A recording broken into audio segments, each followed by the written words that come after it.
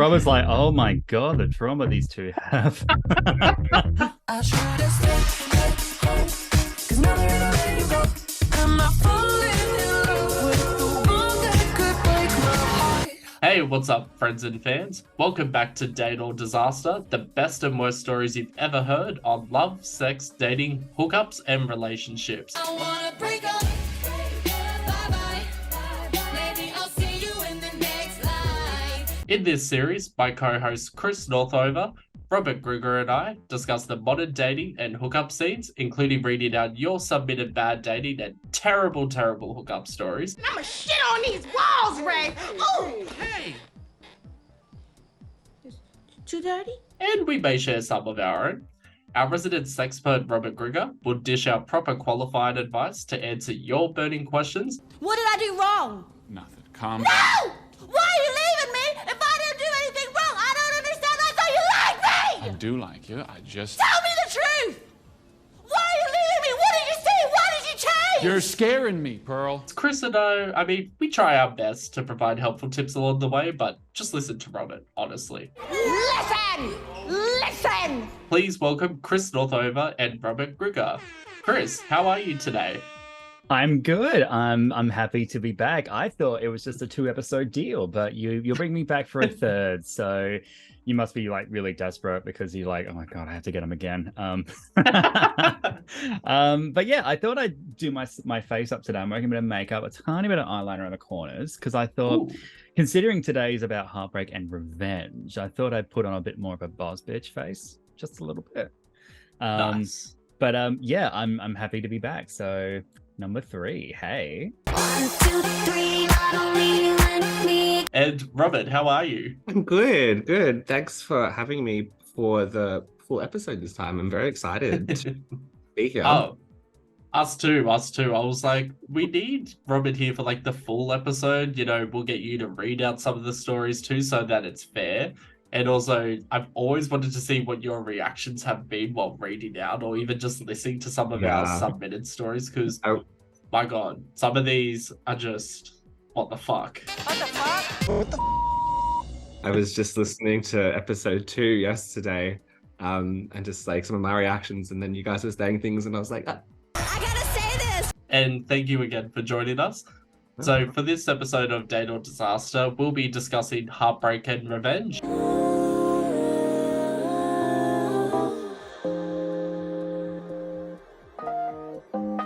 When I was writing this script, it was quite a timely episode, but I don't actually have heartbreak anymore. So now I'm like, well, we'll still do the episode anyway. But long story short, the guy that I was dating, and I think I mentioned in episodes 1 and 2, even though I was actually supposed to edit that out, you know, cue the sad music. But, you know, keep in mind, today we're recording this episode in March. So this episode might not get released until April or May or like 2027. It's been 84 years. I'm not getting into specifics on what happened because my relationships are just between me and the guy I'm dating and our 11,000 listeners. But no, look, he's an amazing person. He made the right decision to end that specific relationship because we just didn't click in some parts. So I fully understand the reasoning why he chose to end it. At the same time, like, he's just such a great guy that, you know, I would be 100 times worse if it wasn't for him being so, like, kind and understanding. And, you know, I truly wish him all the best because he deserves it. is he though? Anyway, let's get back on Tinder. Okay, last call! Who wants to make it with the Tutors, girl? Oh, not me. As if. We! Not a chance! Rook, no. No, thank you. What are you sad-ass jagoffs has to do me? Not to get all inquisitive, but do either of you remember your first heartbreak? I loved him. He was my everything. Yeah, I definitely do. Yeah, it was my first ever boyfriend. I had dated girls while trying to figure out my sexuality. So that was weird. But yeah, it was sort of one of those things where I look back at it now and it was more, I was excited for a guy being interested in me. and having a boyfriend was more of the appeal than the actual person himself. And I didn't think anything or anyone could ruin it. But I was wrong. Gay wrong. We were out and he invited one of his friends out and we were all just having a good time, and his friend was way more fun to be around, and my boyfriend was wanting to go home. I wanted to stay around for a bit because I'm having a good time. His friend wanted to stick around. So he went home and I stayed at the place with his friend a little bit more, and then we had a few more drinks and we were both completely drunk and we decided to go back to his place. So sort of cheated on him. Well, started to. I didn't fully. So we did make out. We were starting to get more intimate, but then I was like, no, this is wrong. I have to stop now. So I went home, called my ex, ended up crying over. He wasn't awake. It was like early in the morning. This is like 2 a.m. And I was just like so sorry and everything. And then like a few weeks later, we broke up. Now, obviously, because I cheated, of course, I was unfaithful. I felt I deserved all the vitriol he gave me, even though there were things that he did that would have happily called him out of. But I was like, I've just done something terrible, so I deserve this. He fake cried in front of me, and I knew he was fake crying because I'd seen him really cry before. And he put on a fake crying face in front of me. So, because we were just talking about mourning the relationship, and I was like, I was so sorry and everything. Didn't speak to him for a few months, never saw him for a few months, and then suddenly I see him dating this new guy, and he gave me the biggest cold shoulder. I felt so unbelievably horrible. So I was devastated. I went home, broke down. I felt like the biggest piece of crap ever. I just didn't come out of my room for like 2 days. I just couldn't deal with anything. Years later, I found out he actually cheated on me long before I cheated on him. So all that emotion was, yeah, because I actually went on a date with a guy a few years ago, and I was just telling him about like my first boyfriend, and he's like, wait, is that the guy who was studying whatever topic of law that was? And I was like, yeah. And he's like, you know, described his features. Again, I don't want to describe too much as in case he listens or his friend listens or anything. And he's like, oh, that was his name. And I was like, yeah. I was like, because we had a couple of not one night stands, but like had a few hookups on the February of 2016 when I was still dating him. And I was like, oh, right. Okay. Like, I know I cheated, but at least I had the guts to admit it. Like, what I did was still wrong. But like, yeah. I didn't know what to do. Tell you what, you decide, America! I've had a similar situation, like after relationships ended, talking to someone else and then kind of talking about that person and then connecting the dots and then being like, that motherfucker cheated on me. Yeah. Same. Yeah. It's a horrible feeling and you feel like you wasted those emotions. Yeah. Yeah, that sucks. My first like heartbreak, I guess. I was 18, 19. He was like 24, 25. And we both met at uni, and it was pretty a pretty normal relationship, I thought. He had previously been like married to a woman and like praying the gay away, and I think I was just so like infatuated and just thought I was in love. As we all do. And yeah, I guess he was obviously just figuring himself out post, like, you know, coming out and all that kind of stuff. I came out when I was like 16, so I kind of maybe had, even though he was older than me, gone through kind of that finding myself like identity wise kind of stuff. I don't really know, but we dated for a few months. Like, he met my family and everything, but yeah, he broke up with me one day, just like really out of the blue. And I think it was because he could tell I was getting attached, probably more than he was, or was more invested into it. In hindsight, he was probably doing me a favor, I guess, for breaking up with me. But it was just such a shock that I was completely blindsided. And I was just like, didn't know how to deal with it. I was like, get out. Like, I can't. He left. I called my best friend. I was like sobbing to the point that like I couldn't breathe. I was just like, like, what's happening? I mean, there's nothing really that much more. special or interesting about it other than, yeah, it's just like the first time really fucking sucks and it really hurts and you feel like you're never going to get over it, and eventually you do. But Yeah.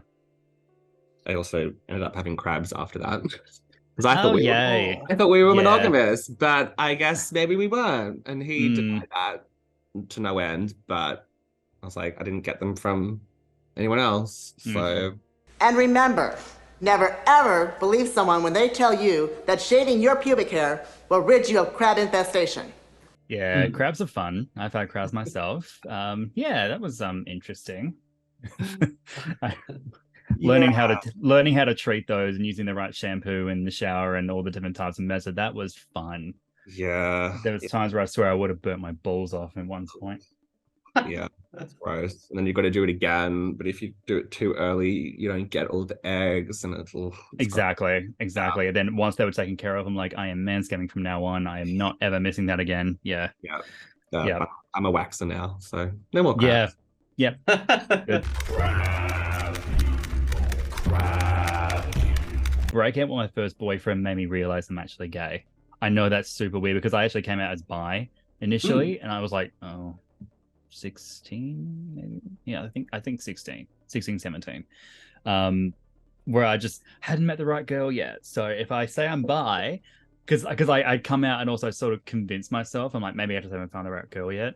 That I just open myself up to being bi rather than just put myself in a box and just say no, gay. And for some like maybe it was just because I was sort of like coming out of the denial phase of like how much I was in love with this guy and how much I didn't see the signs of us not being good together. But yeah, it just made me realize, yeah, I definitely don't want women. I just want men. After my first breakup with a man. Just I'm so sad and miserable, but I definitely don't want any vaginas or boobs. I don't. Being dumped by a man, yes, I definitely want more of this. Yeah. I want more trauma. That's my new king. I'm in the same boat as you, Chris. I also came out as bi when I was 17, but when I was 17, I was convinced that I was like half and half. Like my interests were half towards women, half towards men. Over the years, and as a 30-year-old, it's like 99% men and then 1% women. But even my taste in women is really gay. Like, ooh, Lana Del Rey. Like, all the Delano. gays love her. Yeah, like drag queens. Like, it's just like, well, like, you know, I know that all forms of bisexuality are valid and whatnot. So some people might like to put that label on me. But personally, I just like the term queer. Because for me, it's not also about my sexuality. It's about like my interest, the way I talk, my personality is very queer. Whereas, but like if someone says to me like, "Oh, you're gay," I'd be like, "Yeah, true." But the only label I take offense to is straight, because it's like, how on earth would you ever think that I was straight? Like, how? I don't understand. And I'm like, do I look like someone that does fucking football and like drinks beer? Well, I actually do drink beer, but like, you know, like your typical bro type of stuff. Like, yeah, you're gross, Justin. You drink beer. You're disgusting. I'm actually straight, so you're being heterophobic. Mom, Dad, can I tell you something? Yes, of course, sweetheart. I'm dating someone. What's his name? Her name is Sarah. I'm straight. Okay. What did you just say? No, let's not. Let's Carol, just come. What did you just say? I'm He straight. said he's straight. So let's just all breathe through this. No son of mine Okay. will be straight. And there's like that like cliche of like bi now, gay later, and you think that, you know, bi sexuality is just a phase. Yeah. But, I mean, it's not, obviously, but for a lot of people, that's just part of the process of figuring it out in a heteronormative world where you're expected to like women. So you kind of hold on to that. Like I mean, I was like 14, 15, and like I had a best friend who was a girl, like had a crush on her, like thought that I liked her. And I was like, I'm bi because I like guys, I can tell that, but I really like you. And we like dated for a little bit, but we didn't really even make out or anything. We just like hung out. And then I don't know, it just you finally realize it. I don't think I needed anything in particular to be that catalyst for me. But one day I was just like, hey, like I really like you, but I'm pretty sure I'm gay. And she was pretty Yeah. a little bit. I'm gay. What? You're gay? Maybe? Oh, but don't worry. I'm still on a never-ending quest to save you. The hell you are! I do not want to be saved by no limp-wristed, fart-catching, rump-ranging fairy boy. So you can just fly your flesh rocket to Chocolate Land for all I care. I remember being so confused as a teenager because, and like, I'm going to overshare a little bit, but I do every episode anyway. So when I was 17, I think at that stage I had 2 sexual experiences with men. One guy who actually lied about his age, which seems to be a permanent thing in my life, I swear. But I was 16 and he claimed he was 16 as well, but he was actually 19. And I know that's not a big age difference, but it was the lie that pissed me off. Yeah. And then I also had, I would say, actually my first ever threesome when I was 17 with 2 girls. And for me, all those experiences were really good. So I was like, what the fuck am I? Like, what's going on? Like, am I gay? Am I this? What the fuck? And then, you know, tied it into first heartbreak. So I remember the first guy that I would consider not my first relationship, because we never marked it as that, but definitely like the first person that I was seriously invested in, you know, really heartbroken. We had been talking on, God, this takes me back. We were talking on MSN, the old messenger app. Oh my This God. is how old we're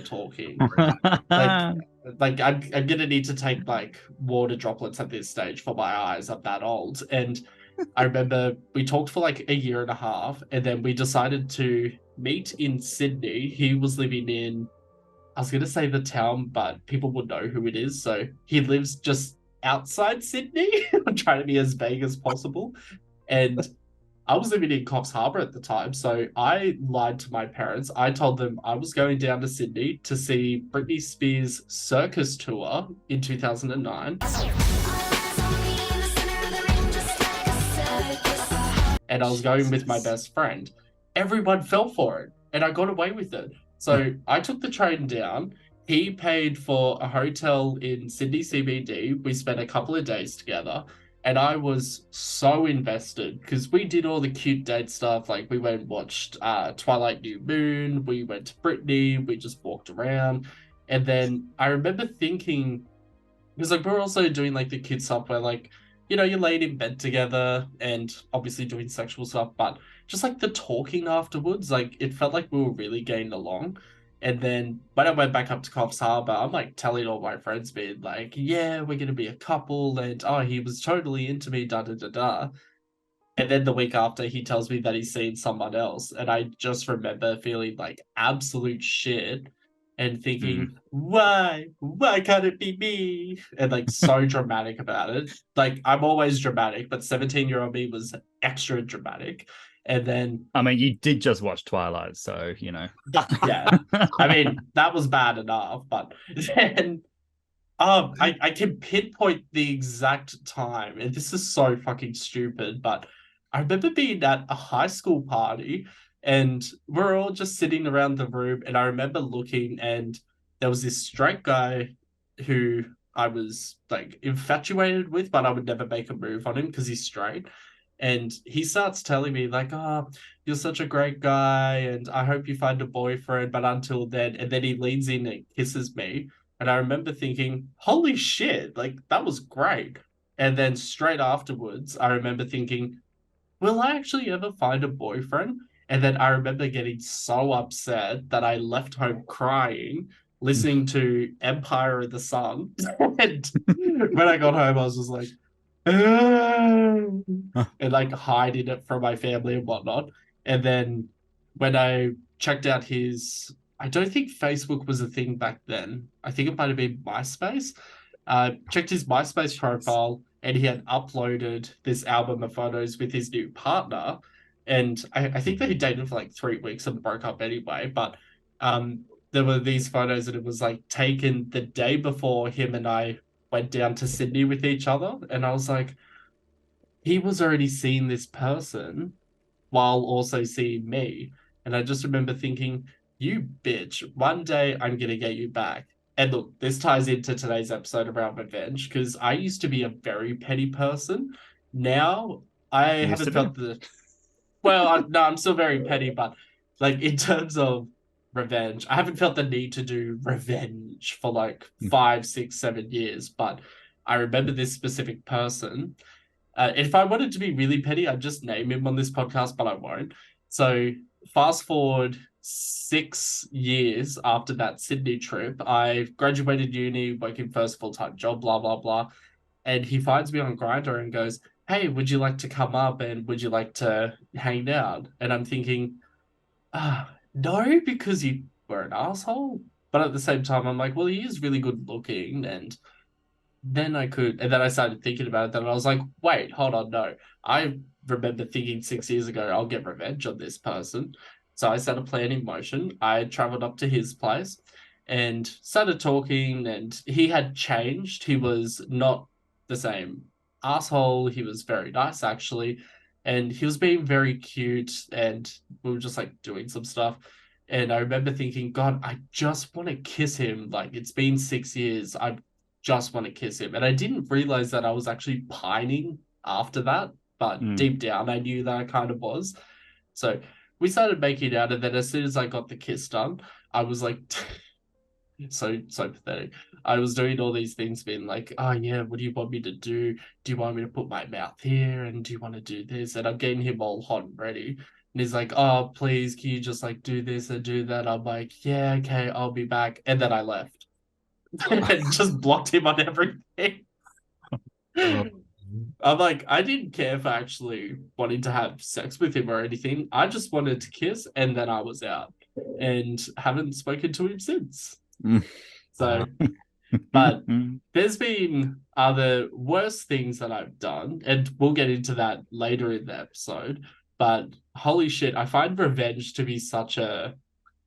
Because I've done it in the past, I'm like, ooh, I can't wait to talk about this. And then on the flip side, I'm like, oh, I don't know if I want to actually talk about it, because I'm going to look like a right cunt. Yeah, no shit, Sherlock. I mean, I would just encourage people, if they feel like as if they have to get revenge in a sense against an ex, please go see a therapist. The cure to your nymphomania lies in unlocking a repressed memory through hypnosis. I can't actually imagine you two would have ever thought about this, but Chris and Robert, have you ever thought about exacting revenge on an ex, like maybe for cheating or anything like that? Yes, I've definitely thought about it. But yeah, I don't know if I've actually ever done it. Liar! I actually never took any revenge. How dare you? I thought about it because I am quite petty when I need to be. But well, when I say petty, I'm more just bark than I am bite, because in the end, if I go out with revenge, that will end up coming to bite me in the ass.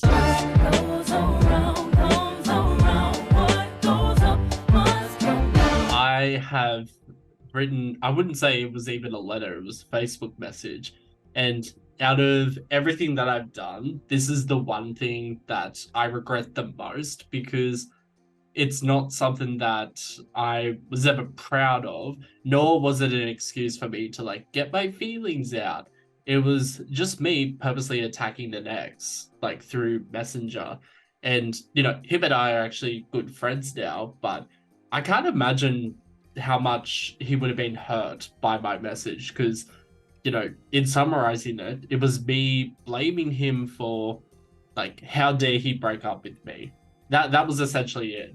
Like, the only bad thing he ever did was that he broke up with me. But my mental health at that particular stage, I think I was 22, maybe 23. Like, my mental health was at an all-time low, on top of, like, all these addictions to, like, alcohol and weed and sex and everything. That's not an excuse. That's just painting a picture for where I was in my life at that time. And take full responsibility for what I sent. But it was just all these, like, cruel things that I was saying to him, like, oh, you broke up with me because you want the Stepford Wives type of life because you're a daddy's kid and you're trying to please your family, but your family are all fake. And it was just like line after line after line. And I remember thinking, yeah, I'm going to send it and fuck you and blah, blah, blah, blah. And I remember thinking like 2 weeks afterwards, why the fuck did I send that? Because, you know, I started to like get off the alcohol, get off the weed, actually see a therapist. And my therapist was like, you really need to apologize. Otherwise, you are not going to let this go.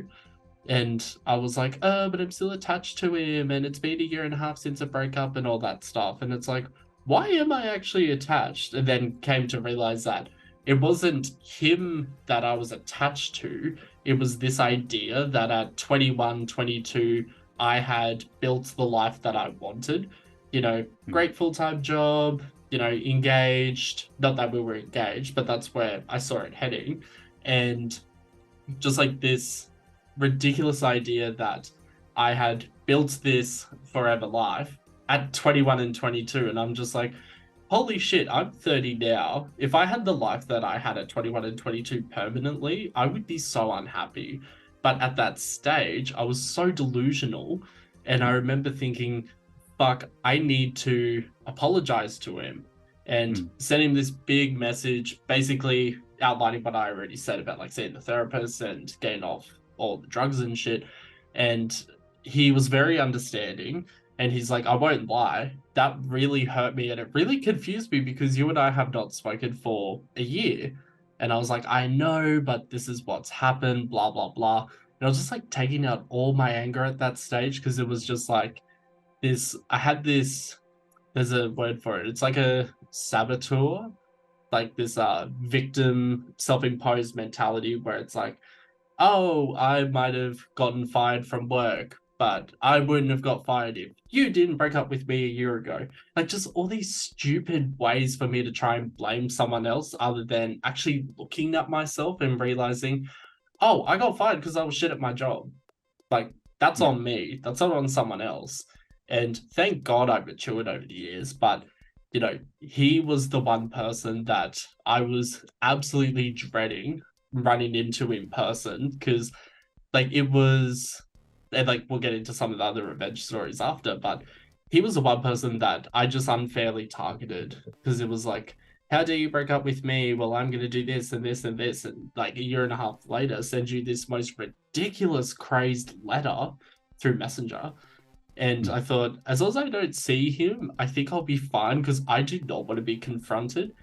And then I ran into him last year in Melbourne and I could feel like my soul escape my body thinking, oh shit, we're going to talk about this, aren't we? No, he was perfectly fine. He was the nicest person. We like hugged and everything. We actually spoke to each other for a good like 20 minutes. But I always had this like slight fear that if I actually ran into this particular ex, maybe it might bring up old feelings or maybe it might like bring me back to that particular low stage in my life. None of that happened. It was actually more therapeutic. It was like, oh, we can be friends, even though I did all this shit to you, and you never did anything bad to me. So that was more surprising over anything. May I have this dance? Speaking of revenge, it's time for our first segment, Slide in My DMs.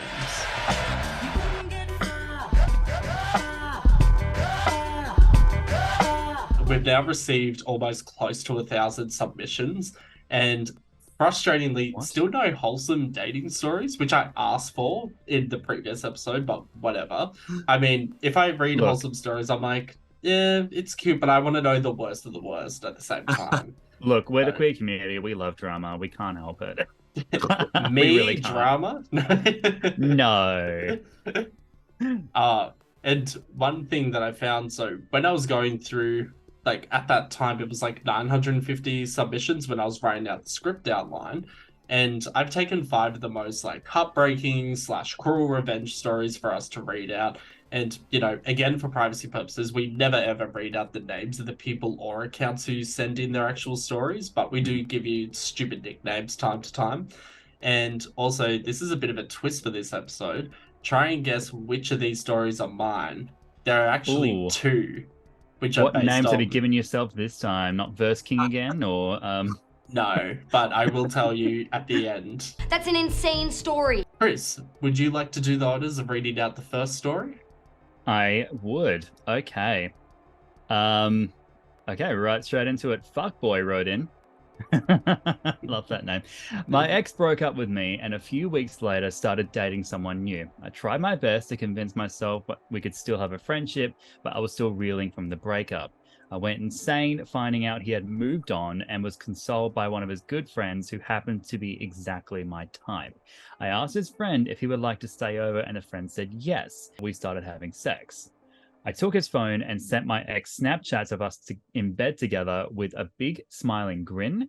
I didn't regret it until after I realized how wrong it was of me to do that.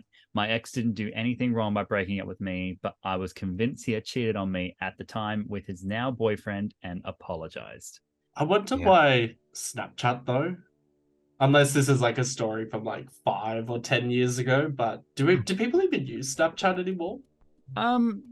I still occasionally use it. People, you know, when they need to send stuff that's not exactly safe for work or anything. But I think that's the only reason people use it. People moving on real quickly. Like, I guess if your partner moves on to someone else, like, don't take it too personally because, I mean, not always, but a lot of the time that's probably like a rebound. Like, and you know, if they're reeling from a breakup, they are gonna be a bit lost and they might, you know, cling on or latch on to whoever comes along. Taking someone else's phone and sending them photos from their phone, you're kind of just like compromising their friendship, like without their consent as well. So that's a pretty shitty thing to do. This is why I wish this was a sponsored podcast. I could have so many opportunities to be like, we'd like and to if talk you to you would... about Yeah. I was literally about to say that. It's just anyway. So this next story, I have tried to search for this story everywhere on the internet. I did not know, like I was convinced that this was actually fake because from when this person sent it in, I had so many follow-up questions that didn't get answered until 3 months after they submitted it. But I've seen the Facebook profiles, I've seen the photos to verify this. So Robert, please read out what I think is the most crazed story we've ever received. Alrighty. LesBeLovers wrote in, my fiance and I had been dating for 7 years. She and I were excited for our upcoming wedding as Australia has finally passed same-sex marriage. My heart was obliterated as I came home early one day from work as I was feeling sick. I heard moaning coming from our bedroom as I walked up the stairs of our apartment. My stomach dropped. I knew straight away my fiance was cheating on me. I quietly unlocked the front door and tiptoed in. I quickly opened the bedroom door to find my fiance of 7 years with her legs stretched out and my stepdad on top of her. I vomited all over the carpet as both of them started apologizing. I didn't know whether to tell my mum that I found her husband sleeping with my fiance or keep it to myself. I kicked my fiance out of the house, blocked her on everything, and cried for months. My stepdad later confessed to my mum that he was leaving her to move in with my now ex-fiance. They had been sleeping together for almost 2 years and no one suspected a thing. They got married a few months ago. Did we attend the wedding? Fuck no, but it pains me that she got married and I'm still single. Yeah. I am struggling to deal right now. I can't. It is... What? Oh my God. They got a wedding invite to the wedding. I'm thinking, are you fucking crazy? As if your ex-wife and, you know, your fiance's ex-fiance would ever want to go to a wedding like that.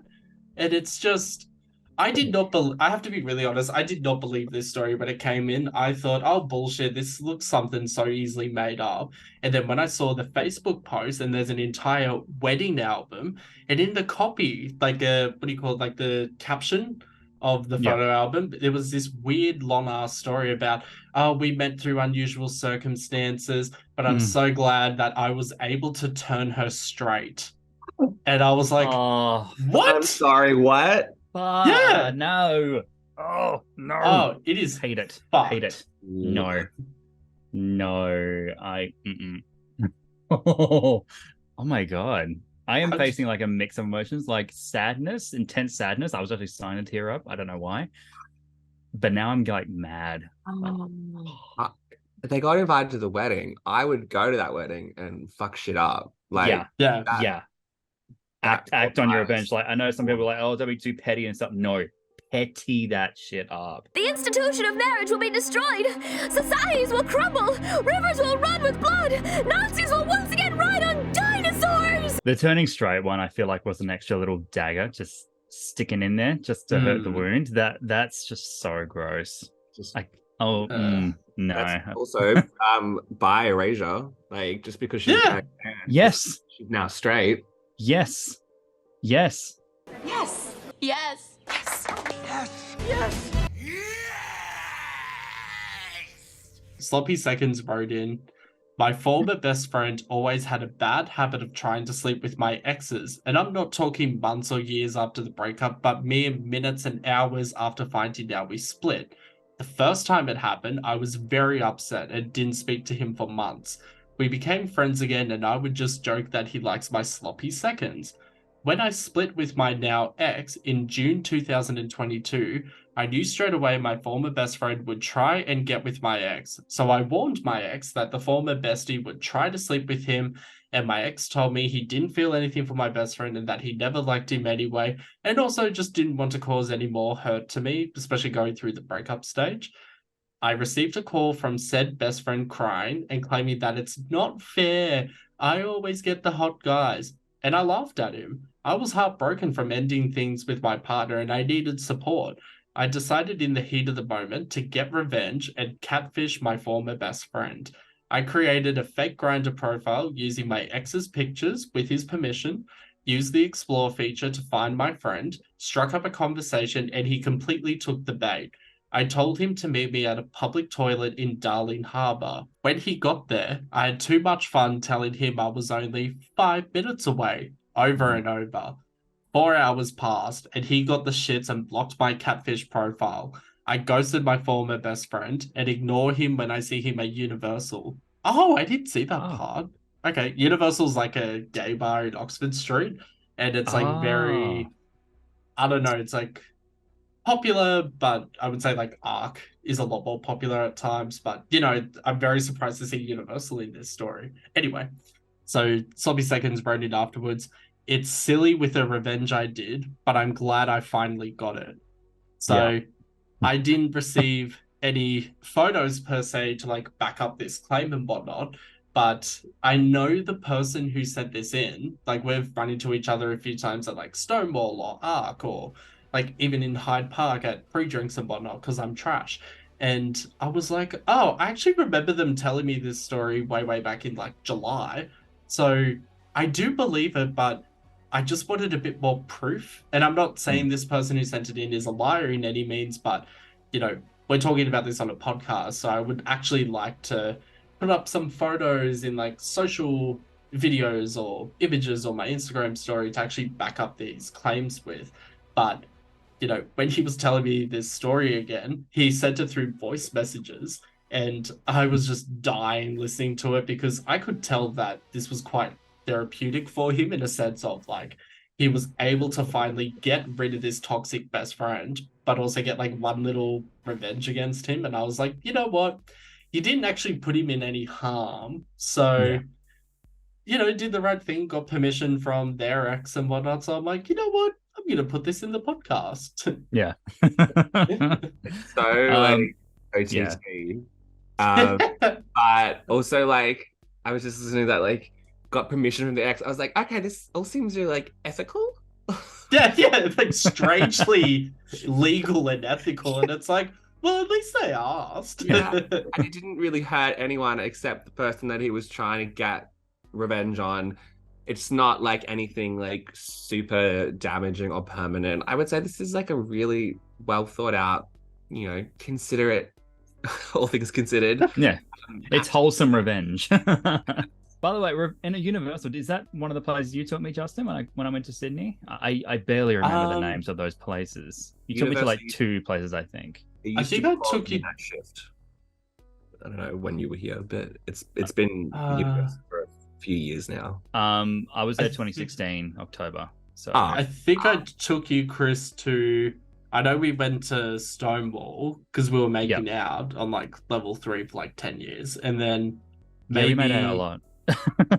Good times. Yeah, it was good times. I was gonna say Arc, but I don't remember taking you to Arc. I just remember there was one where it was like a dance floor area, and then it was like up the stairs, and that was like a bigger dance floor area where there was a bar at the back. I remember that one. So that's not the best description. And then there was one. There was like a balcony view. Like you look over the balcony on the middle of the dance floor. Is that it?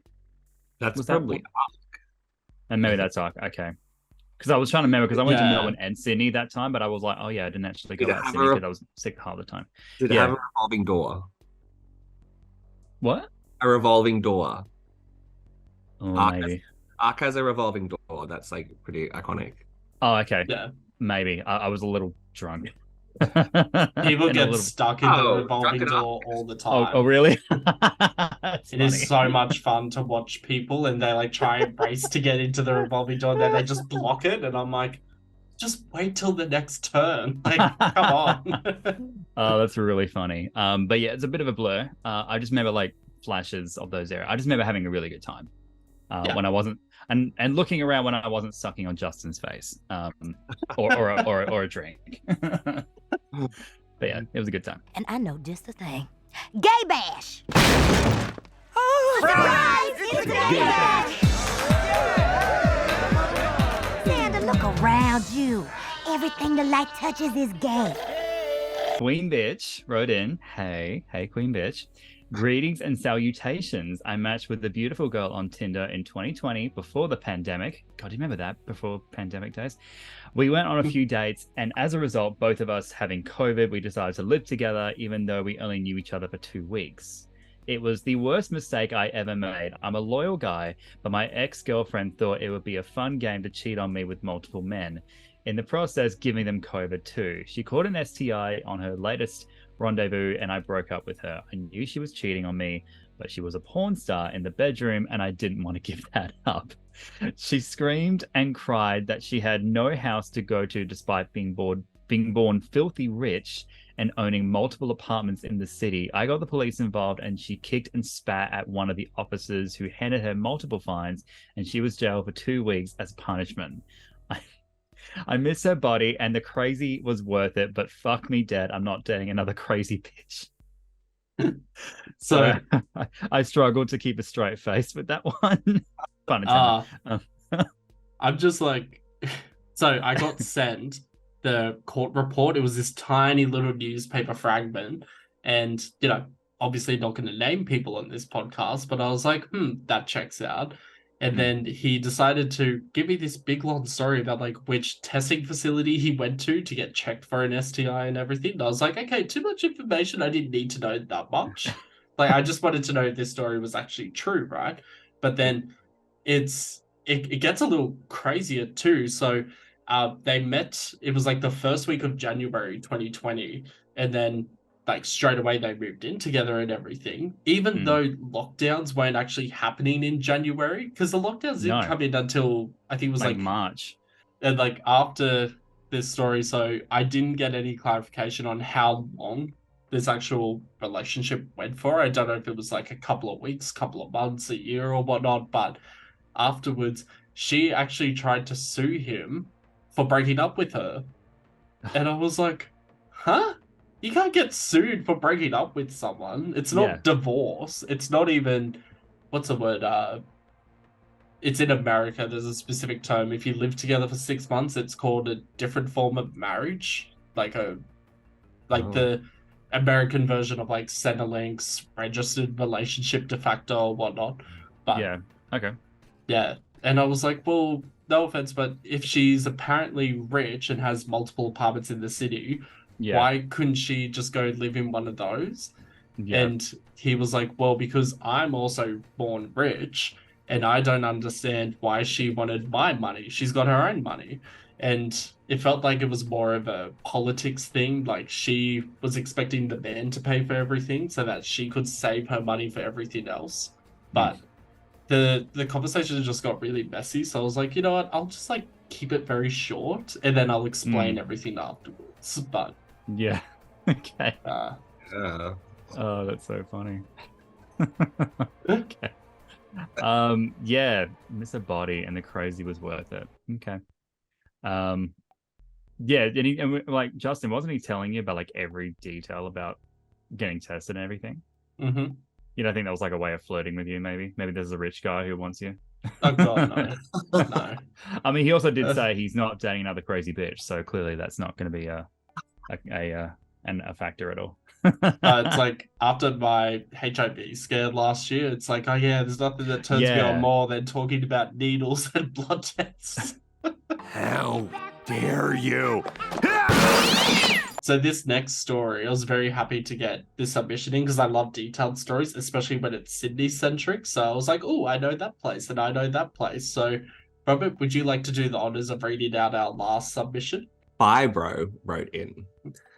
I was out one night with a huge group of friends and we got a little drunk. Now let's get this party started! Friend ran into one of his other friends at the Cheers bar in Sydney, so we invited him to come out with us. Long story short, we went back to my place in Chippendale where the new friend told my female best friend and I that he was bisexual and wanted a threesome with a guy and a girl. Sorry, had always wanted a threesome with a guy and a girl. The problem with this guy was he was an arrogant douchebag and kept insinuating women were worth less than men, so neither my girl best friend or I were attracted to him.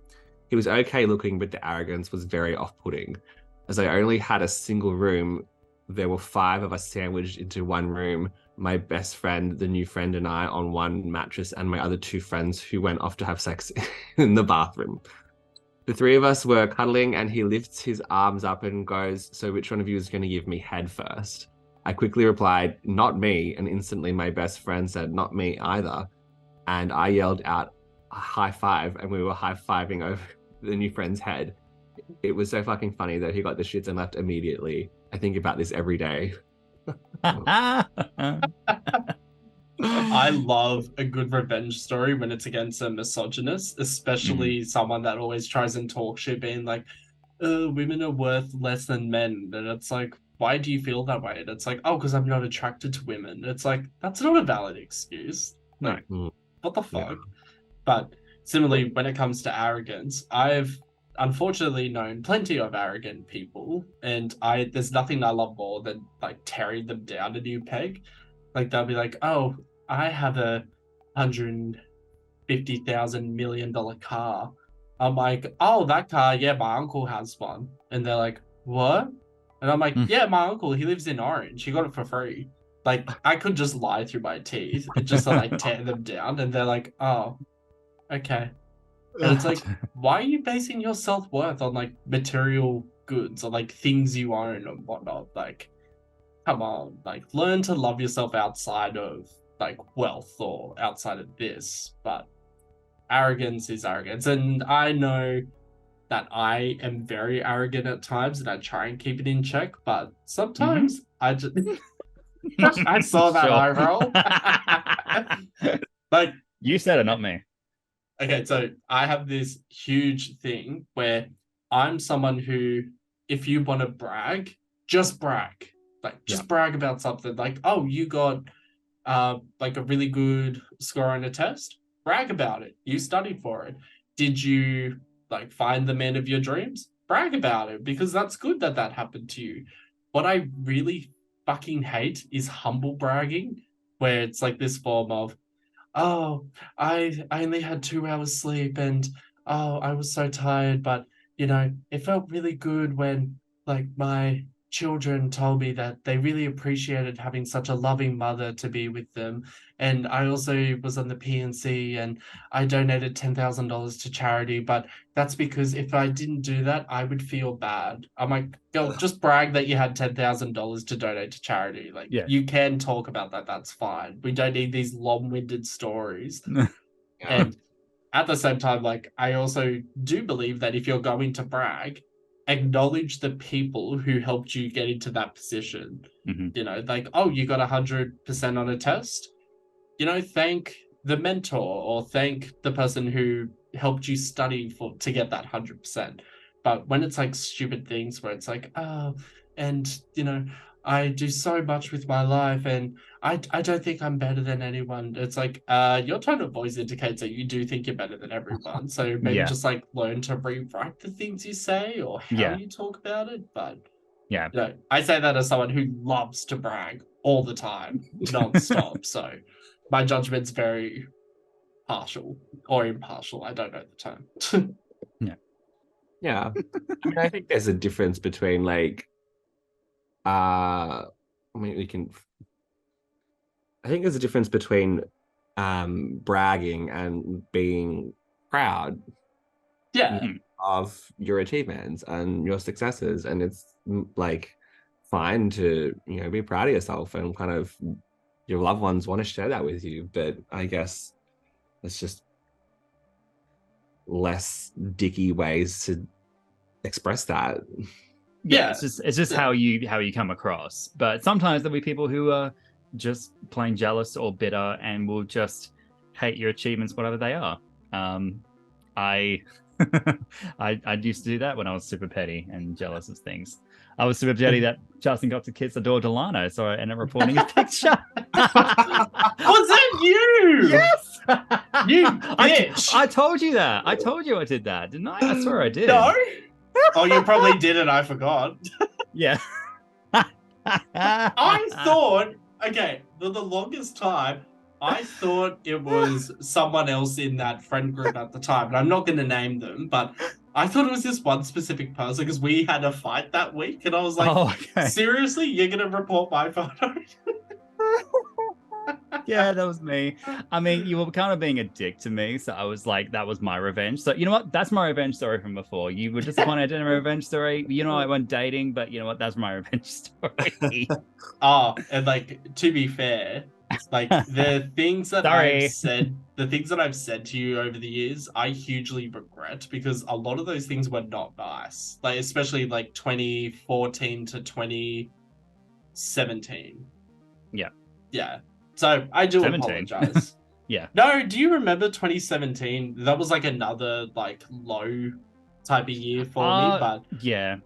I can't remember what I said word for word, but I think it was something me being like, you wouldn't try long distance, so you're a cunt, or you're this, or you're something else. But it wasn't even anything to do with you. It was the fact that I just couldn't process the fact that I had fucked up this like huge work project, and then I was like trying to date someone and they weren't interested in me. So instead of actually being mature and being like, well, let's try and do better at work, or let's move on to someone else, instead I'm like, Chris, I'm gonna get you because you denied me last year. Like, so petty and childish. Chris, is that a weed? No, this is a crayon. I'm calling the police!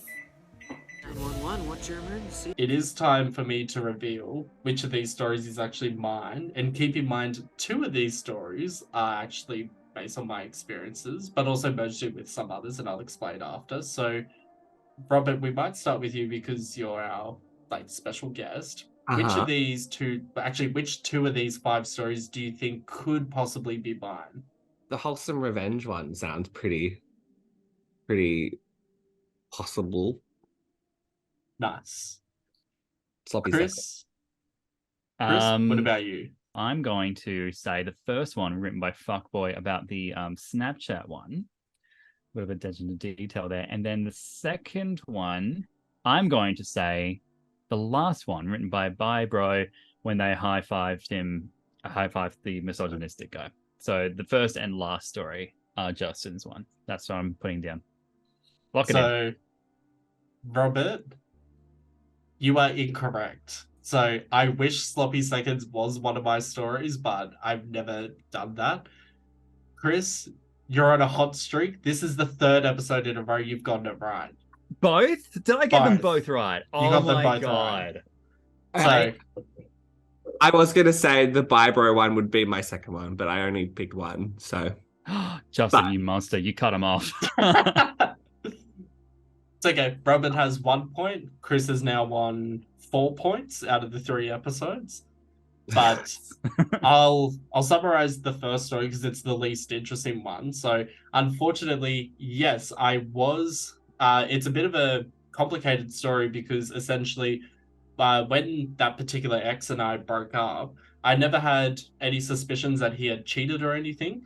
But in the couple of weeks post breakup, it wasn't mutual friends. It was actually just his friends that were reaching out to me to be like, "Oh, I'm so sorry. I heard that he was cheating on you weeks before you guys broke up, and just want to check in and make sure you're okay." And I was like, "He didn't cheat on me." And they're like, "No, we saw him at this bar." And I was like, okay. And so I questioned him. He denied it, saying no. And then I was like, well, I just have this feeling that he wouldn't cheat. But also, why would his own best friends reach out to me and tell me unless they were trying to hurt me, And at the same time, one of his, not even a best friend, maybe an acquaintance or someone he would see every couple of months, started messaging me. And I'm thinking, okay, hi, why are you messaging me? You and I were never friends, even when my ex and I were together. And he was like, oh, look, I did stalk you a little bit on Facebook. I think you're very attractive. How would you feel about meeting up? And I stressed very clearly, A, I'm nowhere near ready to date because it was only a couple of weeks post that breakup. And that relationship was just a little over a year. So, it was going to take a longer time to get over it. And I was like, we could do stuff, that's fine. But, please keep it on the down low. I'm not trying to get back at my ex or anything like that. And so we slept together a few times, and then about a month after the breakup, I realized my ex was dating someone new. And I was like, oh shit, that feels like shit. Was very upset about it. And then I remember what his friend had said about him cheating on me with this person. So I was like, hold on, let me do some digging. And I went through Facebook, and there were all these photos of him with his new partner weeks before him and I broke up, and they got their arms around each other, and I was like, maybe he did cheat on me, but he never confirmed it. But at that time, in my mental state, oh, you best believe I believed that he was a cheater and he was this and rah, rah, rah. So I wanted to get revenge. And I remember the reason why we actually stayed at a hotel was because I got locked out of my house in Redfern. I left my keys inside, and it was one of those double locked security doors. And I was like, fuck, I can't get into my own house. It's the weekend. The locksmiths are unavailable. The real estate won't answer my calls. So I took the friend to this hotel. We slept together and everything. And then he was sending Snapchats of me to my ex, and I was like, oh, can you please not do that? That's really uncomfortable. I don't want to, A, I don't want to think about him, but also B, I don't want him to know that you and I are together, because, that's not what I'm about. And then his friend was saying oh, that he was cheating on you and all this stuff, and, don't worry about it. Let's just send him some pictures. And I was like, okay, sure. And we're taking photos of us in bed together, and it was nothing nudity or anything, but I just remember feeling ugh, that's not something I should be doing, taking part of. And then I remember he sent a snap back saying, what the fuck, why are you with my ex? And then I took his phone, and I had this big smiling grin on my face, and that was the photo that I sent back. And I was just like, I know it was wrong, but I didn't feel I felt a little bit of guilt in the moment.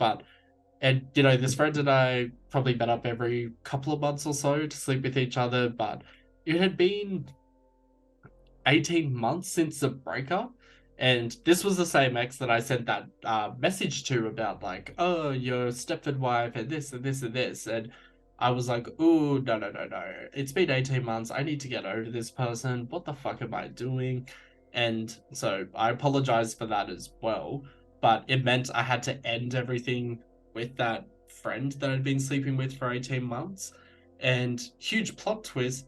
So that friend and my ex are now really, really close friends. I thought I was your best friend! What? I'm gonna miss you, girl! Anyway, anyway, the second story. So the same best friend of mine who's getting married. So her and I would go out drinking all the time. We'd go out to Stonewall. We'd go out to Midnight Shift or Arc or Nevermind or whatever, and just get really, really drunk, have a great time. But we went out with his friend who was in my film class, and we're at Cheers Bar for some reason. I don't know why, because we were always like in Oxford Street, but we decided to stick to like Three Monkeys pub in like that little circle. And so dumb. And this friend brought his friend along, and he was like okay-ish looking, but straight away he was like, yeah, I've always wanted to know what it'd be like to have a threesome with a girl and a guy. And I'm like, oh, I did not know you were bisexual. I just assumed you were straight. And he's like, oh, no, I love guys, but, you know, I love women, but all they're good for is just pussy. And we're like, oh, he's one of those kind of guys. Okay. Very off-putting. And then just went into this big tangent about, oh, the gender pay gap is a myth and don't trust women. Like, you know, they say they're being raped, but they lie about it. And we're just like, dude, what the fuck? Like, and like our friend group at the time had people who had experienced sexual assault. So we were already very uncomfortable and saying to our friend, like, hey, can you tell your friend to fuck off? We don't want him around us. And then he apologized. He was trying to get into our good books, but we were too drunk to care and whatnot.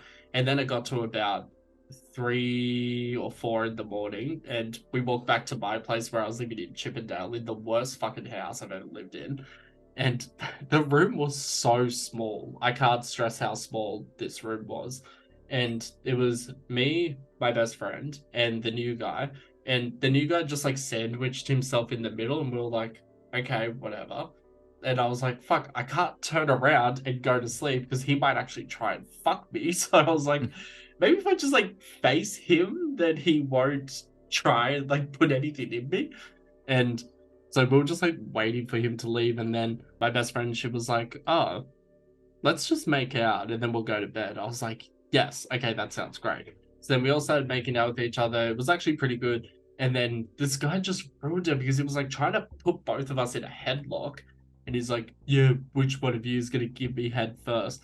And it was so quick.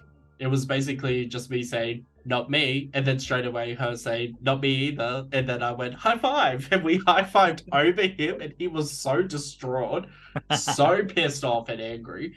He put on his pants, his shoes, took his shirt, wallet, everything else, and just left. Slammed the door as hard as he could on the way out. And then his friend, who had gone up to the bathroom to have sex with one of my other friends, came back and was like, oh, what happened to him? Is he okay? And we were just pissing ourselves laughing. And we told him the story. And he was like, why didn't you just give him head? And I'm like, because he was an asshole. Yeah. Like, and he's like, oh, what? He's an asshole just for asking for head? I'm like, no, it wasn't that specific. I'm like, it wasn't even that specific part. It was just the fact the whole night he's going on this tangent about hating women and they're only good for their genitals and this and this and this. Like, why would I ever want to sleep with anyone like that? Yeah. But it was like our like shared revenge against one person. So, you know, I might bring it up at a wedding, but who knows? And now for the traditional stomping of the mayonnaise packets.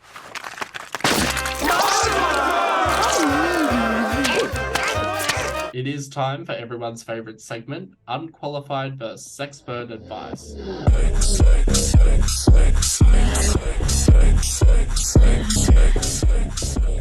In this segment, Chris and I will attempt to answer your burning questions through our own unqualified minds, and Robert, our resident sexpert, will then give actual proper sexpert advice.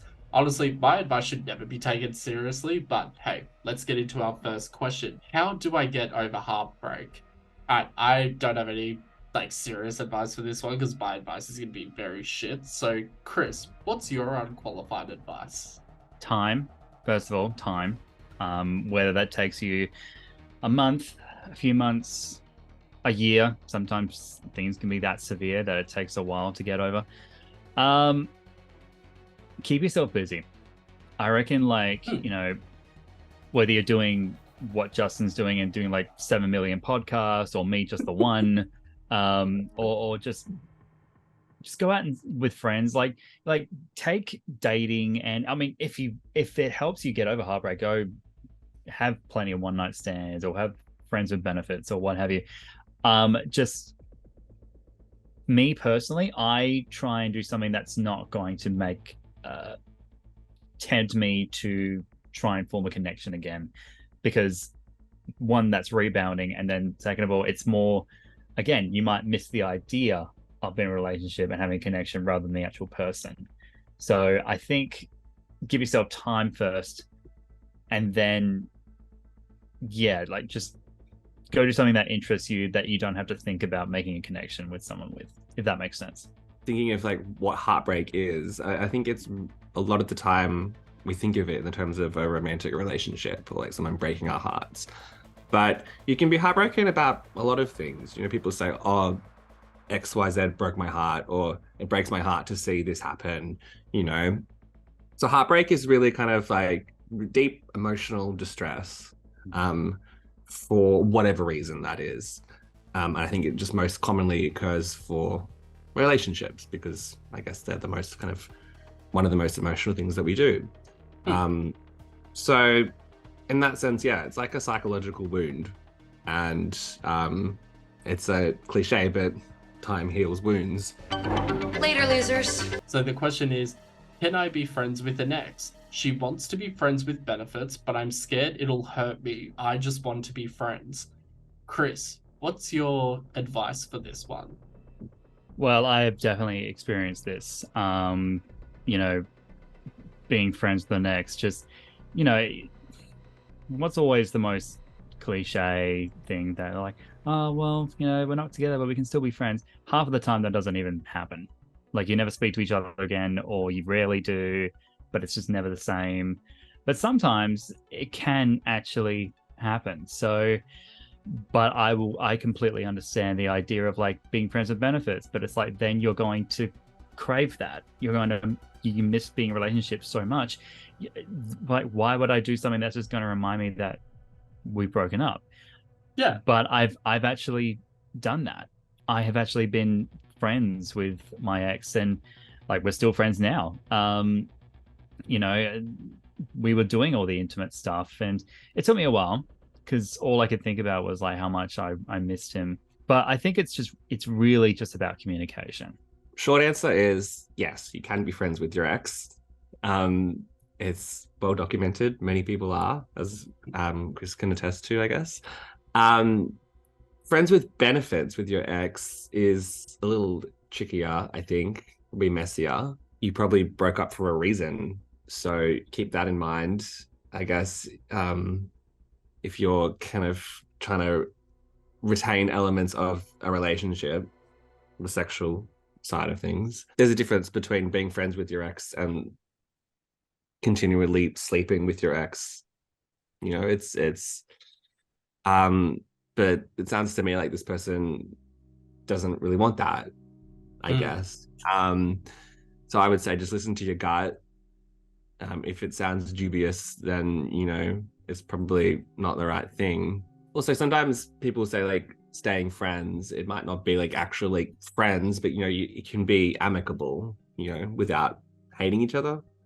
Like, I'm friends with my ex because we have a lot of mutual friends. So I see him around all the time. Sex with an ex, I think, should not be ongoing. Because you'll fall back into those same habits or patterns that might be the reason that you broke up.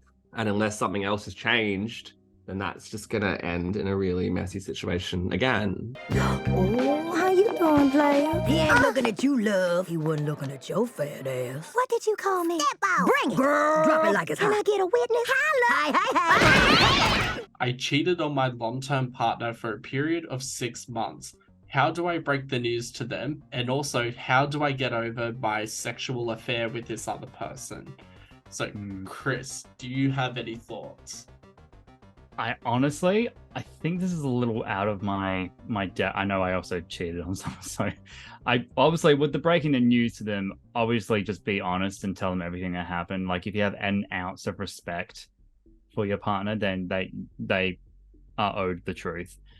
how to get over the affair, I don't really know. So I'm a little bit boring this time around. So sorry, Robert, it's all yours. Yeah. I feel like I read these questions and I just have so many more questions and I wish I could just probe. But it's like I'm a bit confused as well because it's a period of 6 months that makes it sound like that it's over, but then you're also saying, how do I get over the affair? Are you over the affair? Like, do you want to? Like, what's the score? So this is a bit of a doozy. If you're still cheating on them, probably stop. Or are you in love with this other person? Like, are you breaking the news to leave them for this person? Or like a lot of scenarios going on in my head when I read this one. There's no miracle answer for these questions either. I think people are asking like, there's like telling someone that you have cheated on them is fucking hard. I've actually done it a couple of times. Because I've slept with people and then not an ongoing affair, but I've told the person afterwards. And one time they left me, another time they were like, oh, okay, well, thanks for telling me, let's talk about it. So, you know, but it's hard. There's no easy way to do that. You know, there's no advice that I can give that is going to be like, oh, this is going to be so easy now. You have to do it. I would say do it as soon as possible after it's happened, because otherwise, yeah, if it's once, it's like, you know, a mistake. If it's a 6-month period, that's obviously quite intentional. And depending on how long you've been together as well, like long term, like, is that like 1 year, 2 years, 10 years, you know, the longer that you've been with someone, I think, and something like that happens with enough, like, you know, communication and therapy, you are able to come back from those things. It's obviously never quite the same again, but we all change and learn from our experiences. Honestly, I think whoever this person is just needs to sit down with their long-term partner, tell them exactly what happened, how they're feeling, but also be prepared for any type of response, even if it's the cold shoulder or if it's silence or if it's anger, screaming, sadness, a whole combination of different emotions, because no one wants to be told this, you know, by their partner at all. And at the same time, like, they just need to put themselves in the other person's shoes. But it sounds like they weren't doing that anyway if they were, you know, cheating for 6 months. Like, a one-time thing, I don't condone it, even though I've done it. But, you know, if you cheat once and you own up to it, I feel like you have more of a chance to sort things, fix things. But 6 months, I feel like, you know, it's time to put the dog down. Like, you know, let it die. That was a bit dark. Anyway. It was a serious question. I think not necessarily like put the dog down or like it's over, but there's a lot of work to be done. I guess it's like Daddy always says. If you want something done right, pay someone a lot of money to do it for you. There's a lot of intention behind a 6-month affair that would require a lot of self-reflection as well. Yeah. Agreed. We wish this listener all the best. Please keep us updated on what happens too. I was hoping to get some updates from like previous questions from episode 1 or 2, but so far nothing. So I'm going to chase up those people. But our next question is, I exacted revenge on an ex by sleeping with his new boyfriend and I feel terrible. What should I do? Now, I actually tried to get some clarification on this answer by, you know, asking, did he purposely seek out the new boyfriend to sleep with him, or did he unintentionally sleep with the new boyfriend not knowing who this person was? So all I'm going to say is, if you did this purely for revenge, then, you know, I actually, no, I don't know what he should do, because then, is he then getting extra revenge by telling his ex that he slept with his new partner, or is he then being seen as like a shitty person for not owning up to it, or I don't know, but also I haven't been in this situation before, so I'm just like, well, I don't have any personal attachment, so I don't know what advice to give you. But Chris, do you have any advice? I'm sort of in the same boat. It's just like I feel like there needs to be more context with this question. What do you do after that? I'm not sure. Sorry. Robert, do you have any advice? If that ex is not in your life anymore, walk away. You know, you've already kind of meddled by sleeping with their new partner. Like, that's bad enough. But if you confess that to your ex, you're throwing their new partner under the bus as well. Maybe if the partner wants to tell them, that's between them, but it's not really about you anymore. You know, you've already, you know, given the relationship one potential blow. There's no need to keep at it. It would be really selfish of this person to confess to the new partner, ruining their next relationship just so they can feel better. You know, I think sometimes you have to live with the awful things that you do, and chalk it down or chalk it up, whatever the phrase is, to a lesson learned and experience, and move on, because you're not helping anyone by confessing that. I mean, like, in the long term, like, honesty is the best policy kind of idea. Sure, maybe everyone would get over it in the end, but I don't think that's your call to make. Like, if that person has cheated on their new partner with you, leave it up to them. And also go to therapy. Yes. Sorry, we didn't mention therapy for 10 minutes, so we got scared and had to mention it again, just in case. I felt like that needs to be brought up, so yeah. Now, our final question is, I'm recently single. No, this isn't my question. I'm recently single and want to explore my sexuality with all genders. What are the best apps? So I can only say this from a gay point of view. I don't know if there's any apps dedicated towards like just lesbians, or if there's apps for, say, like trans or gender diverse people, because the only apps I've ever used are Grigor and Tinder. So, you know, I would honestly have no clue. Chris, how about yourself? What's with all these questions today that I just can't answer? This is not fair. I'm basically the same with Justin. Like I've only ever used Tinder. Grindr I was on like for 2 minutes, and then I got bombarded and I was like, I'm too overwhelmed, I can't do this. Bye. I have been told, I suppose it depends what you're looking for though. Like, are you looking for a relationship, or are you just looking at just exploring your sexuality? Well, like, I was recommended to Hinge, but I think that's a little bit more relationship oriented. Apparently, like, more gays are using that now, so that's great. But in terms of like exploring sexuality, I swear I've heard of a different app, but it's not as, I don't know what Bumble's like. Like, I don't know if that's something that all sexualities or genders are generally using. So, broken record, but I'm useless here. Sorry. How dare you not know about other apps, even though I'm in the exact same boat? No, but, shut up, host. Now, Robert, seeing as we're all very queer men, I'm not sure if you would also be in the same boat as us, but do you have any advice on, like, maybe other apps, or maybe what are the best apps to use? Yeah, so I don't have any, like, first-hand knowledge or experience, because, I'm also very typical cis white gay. I use Grindr and Scruff. Scruff. That was it. Scruff. I've used Tinder and Hinge before, but I don't really date anymore, so I got rid of those because I'm only ever really looking for kind of casual sex.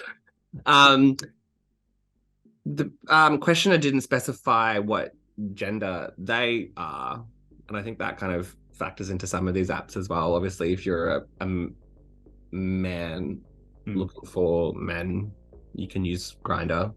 Like, it's the most popular one, so you're gonna have the most choices, I guess. I've also seen a lot of trans women on Grindr as well recently, which I think is great. Okay. And a lot of men, I don't know if they identify as heterosexual, but looking for trans women, like not looking for men. So I think if that covers any bases, Grindr is definitely an option, depending where you are as well. These are all very like geolocation based things. Yeah. And as well, yeah, Tinder and Hinge. I think the straights probably use Tinder for hooking up, but I feel like we have Grindr, so Tinder was a little more like dating relationship orientated, I believe, maybe for the gays. I mean, that's how I got my 2 relationships on Tinder. So yeah. Hinge is like more so like, I think their tagline is designed to be deleted. So the idea is like you find your partner. Xander? Spanky, what are you doing? Will you gay marry me? Oh, I feel like a schoolboy. But this is pretty good too. I was about to propose to Xander, and then out of nowhere, that damn Diamond Vision tried to move in on my man! Oh no, Diamond Vision! I was here first! But I could make him very happy. I'll kill you, you technological marvel! That is so sweet. I actually did a little bit of research though, because when I saw this, and there was another app. It's called, I've seen it like on ads on Instagram. I think it's called Tammy or Taim. Oh yeah, Tammy app. Yeah. It's just, it says it caters for LGBTQI plus people. Ooh. So that's, inclusive. Bumble is good for everyone, but it's good for women especially, because I think men cannot message women. The woman has to initiate the conversation, which is I think that's a good thing because men suck. Yeah. True. And yeah, look, I've put up this list. I just Googled this. I mean, like, this is just information that anyone can look up. I can't give any personal recommendations, but Grindr. Honestly, some of these questions I get in, I'm so tempted to be a real snarky bitch and just reply back with, there's a website where it's like, let me Google that for you. I just really want to send it back and be like, just fucking Google it. But at the same time, I'm like, no, actually keep sending me these questions. I need the content for this podcast. Actually, I was just thinking, oh, Robert's suggesting Google. Is he looking at me when he says that? Should I be looking at it? Should I start being more useful? No, Tell me. I was curious, I guess. I mean, so yeah, there's Grindr, Tinder, Scruff, Hinge, Bumble. There's one called Chappy. One called XOXO. There's no filters, including gender or age lines. So, it's a bit more inclusive.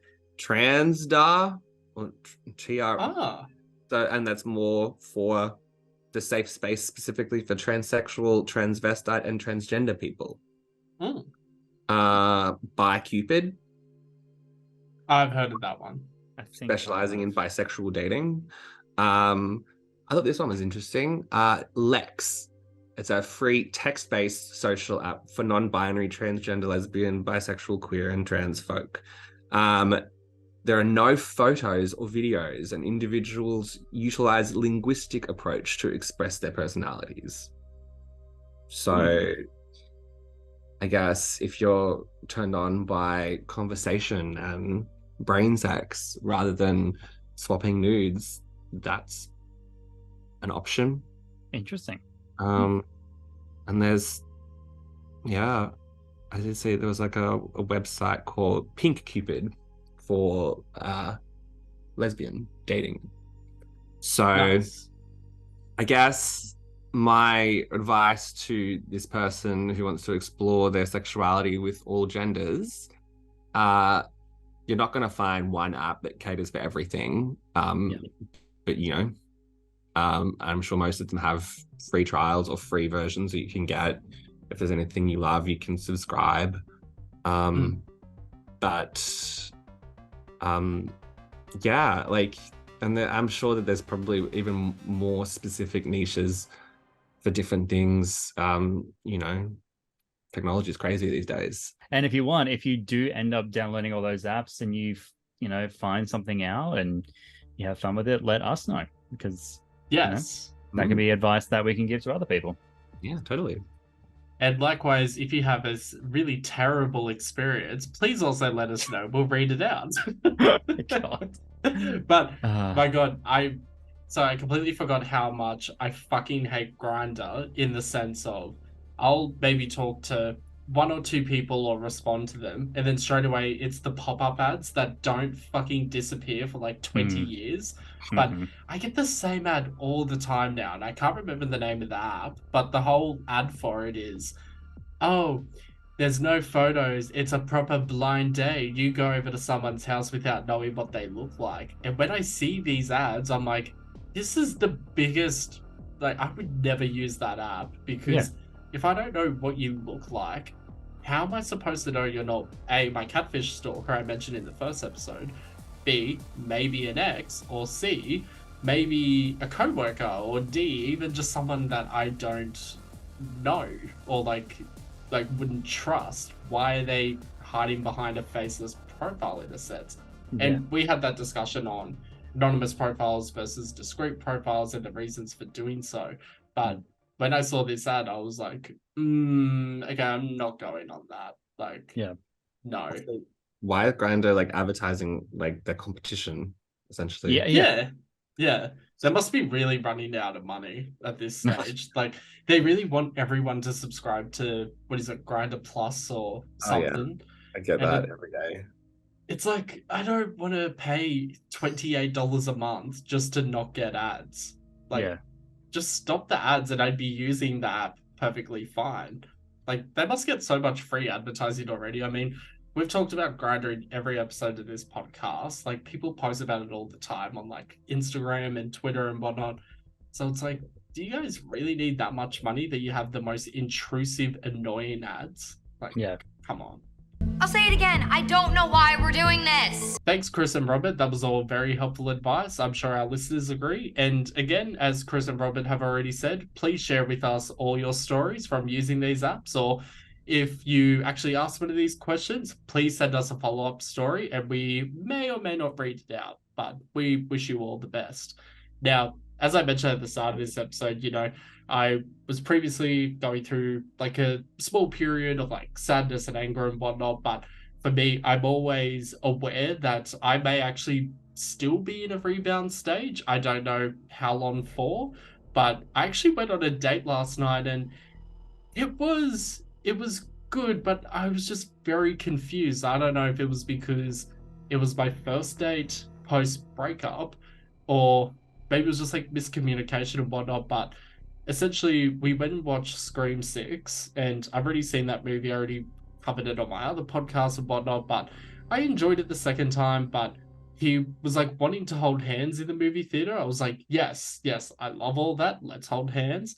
But then whenever I would like go in to make a move to like make out or whatnot, I couldn't tell if he actually wanted me to or not. So I'm like, well, if you're not like moving your head towards me, or you're not also going to give me a sign or say that it's okay, I'm not going to go in, because I don't want to be that person that's like disrespecting your boundaries or, misreading your body language.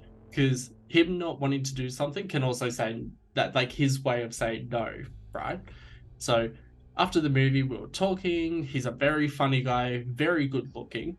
And he said, oh, do you want to go for a walk along the beach? And I thought, yeah, sure. Now, this was midnight. And I thought, right, we have this podcast recording at 12 p.m. New South Wales time, 9 a.m. WA time. So I need to go to bed pretty soon. We walked for 2.5 hours along this beach. And I'm thinking, can we just like skip to the making out part? Like, why are we walking so far? And it was really funny too, because he also vapes as I do. So it's like, okay, that's the thing we have in common. And then finally I just like worked up the courage, I guess, because like I was already like holding his hand and like doing little bits of touching, and then I just outright said to him, "Want to make out?" And he said, "Sure." And the making out was good, very good kisser, like really, really good. But then I just didn't feel a spark. I didn't feel the same thing that I guess I was expecting. So I was like, oh no, I think I might be in a rebound stage, or I might be like anticipating something to happen soon. So I was like going through a bit of confused emotions and whatnot. And then we're walking back and we're discussing like things like, oh, we like the same TV shows, movies, both Drag Race fanatics. And this part I'm actually going to take out of the podcast because I don't want to like put anyone on blast. Holy fuck, he would not get out of my car for an hour. And I'm like, dude, get the fuck out of my car. It is 3:30 in the morning. I want to go home. Damn. I'm tired.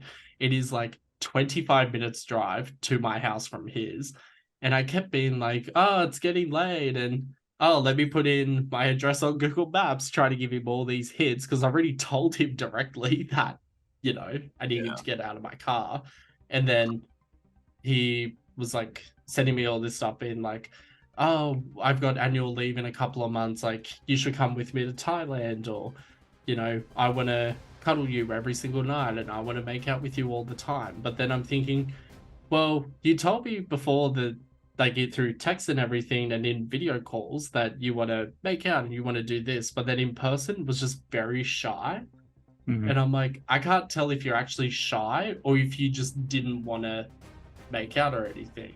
And then once we got comfortable with each other, I was like, fuck, okay, now he's comfortable with me, but I don't know if I actually want to pursue this anymore, just for fear of like potentially like being in that rebound stage. Maybe I haven't processed all my emotions yet, you know, trying not to fool myself into being like, yes, I'm 100% over my recent relationship, I'm fine.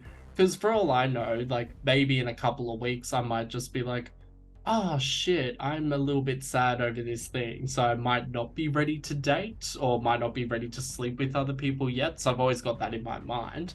But anyway, that part I'll cut out of the podcast. And so it was a good experience for me because it was like, oh, I can actually still, and it's a huge ego boost because it's like, oh, I can go on a date with a really great looking guy. Like, I don't know what it is. It's like this little fear that I have where it's like, oh, I dated someone really beautiful.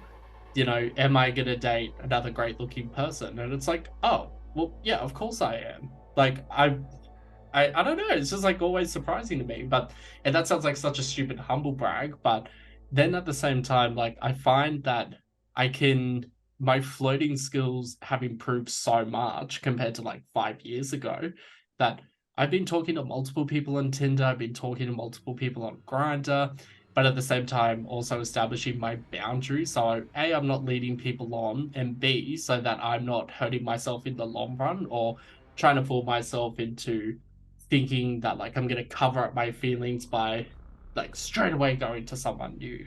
So taking my time with everything. But I also had this funny exchange on Tinder with this guy named Matt, and he said, if we go on a bad date, will you recap it as a delightful story?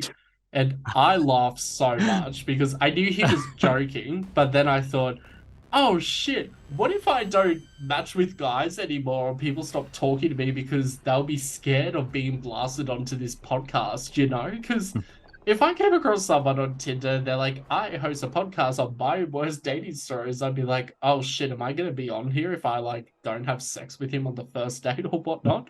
So I do need to stress, like, again, we never ever reveal names. And at the same time, I only share personal stories on here if it's like something really funny, but it's never from like a place of malice.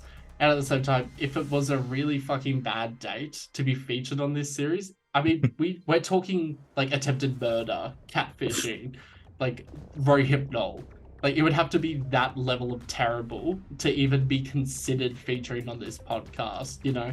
If we match and it's like an awkward date or, you know, someone not wishing to continue after the first date or whatever, like you would never be featured. It would never be from a place of like, anger or resentment.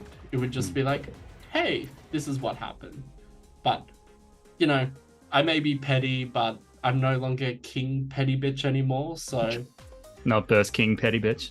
I know, I'm just really boring now. I turned 30 years old and suddenly I'm a dinosaur, so... Yeah.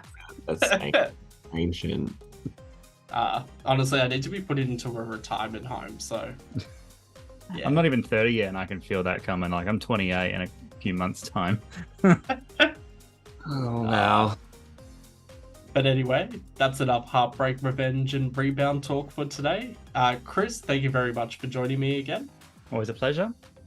And thank you, Robert, for joining us for your first full-length appearance. Thank you for having me. It was an absolute pleasure. So fun. Anytime, anytime. Now, viewers, thank you for tuning in. If you liked our video, give us a comment, like, share, subscribe, tip, etc., etc. Feel free to send in your best and worst experiences via my Instagram, which is @justitmatters.mp4. You can remain anonymous if you'd like us to read out your story on a potential future episode. Also, check out Queer Stories on the Swan, the podcast co-hosted by Chris and his co-host Christo. Links are in the description. I end this podcast with a dedication to all the very cute guys I've been very lucky to have spent time with in my life. Bye! You're welcome.